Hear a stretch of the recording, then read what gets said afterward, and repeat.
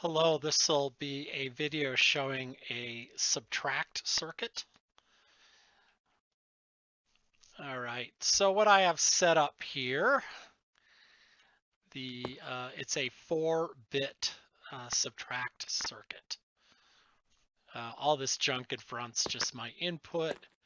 Be nice if I could have arranged that differently. I couldn't find a better way.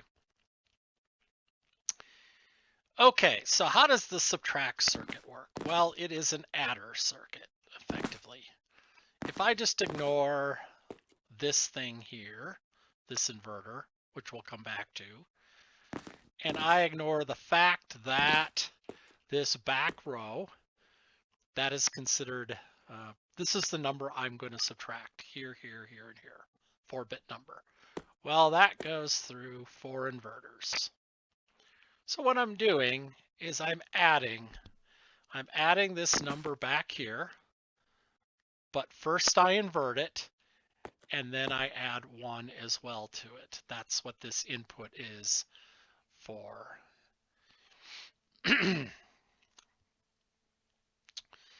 Okay, so why do I do this way? Because this is what's called 2's complement arithmetic. 2's complement arithmetic, I mean, you can just work it out on yourself on a piece of paper with just a few bits. But if you flip all the bits in a number, and then you add the number, I'm sorry, if you flip all the bits in the number, then add 1. Then when you add that to a number, that's equivalent to subtraction. Just to take a quick example, let's say I want to subtract 1 from 1. So I would invert the 1 to 0, add 1 for 1. Then when I add 1 and 1, I get 1, 0. I get the answer 0, basically. Just ignore the carry. Maybe it's more convincing if I do it with 2 digits. So let's subtract 1, 1 from 1, 1. So I take 1, 1, which is the number I'm going to subtract, flip the 2 bits, add 1. Now I have 0, 1. If I add 0, 1 to 1, 1, it overflows. It's 1, 0, 0. I ignore the carry. I have 0 as expected. Anyway, there's tons of explanations online in 2's complement arithmetic, so I will just show you the circuit. Let's stick with, let's take 6. So, this is the 1's digit, this is this 2's digit, this is the 4's digit. So 1, 1, 0 is 6 in decimal. And let's subtract 1 from it. It's just instantly subtracting. Any change I made is instantly reflected in the display. So the answer is 4 plus 0 plus 1 is 5. It works like I'd expect.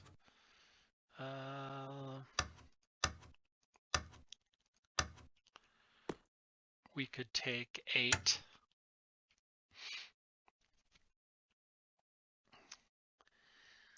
It's probably a little funny. I mean, you got to keep track of whether you're using signed numbers or unsigned numbers. Like if you're programming in C, you have to specify if you're doing signed or unsigned numbers, because that will determine whether or not the number is allowed to be negative. Because if you want a number that's negative, you basically turn it into a 2's complement. But let's just ignore some of those factors. They're not so important here at the moment. So we'll set our input to 8 and we'll subtract stuff from it. So let's say we subtract 1.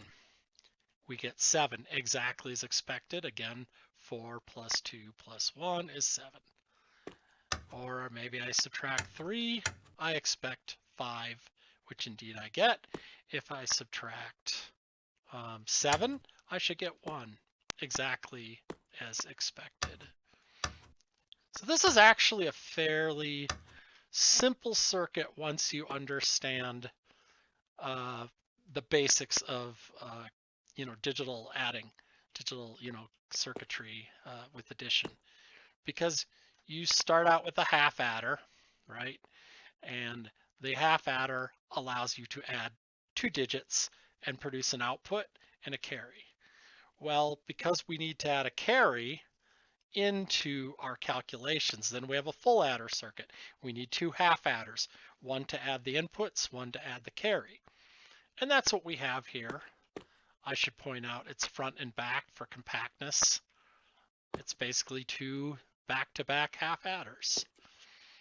And that's all we got here, except for the fact that, once again, my input, I have to turn it into a 2's complement number by inverting all the bits, changing zeros to ones and ones to 0. And then also I have to add 1 to that number because that's the rules of 2's complement. So I guess I can't think of much more to say about subtraction here. Hopefully it's helpful. Thank you.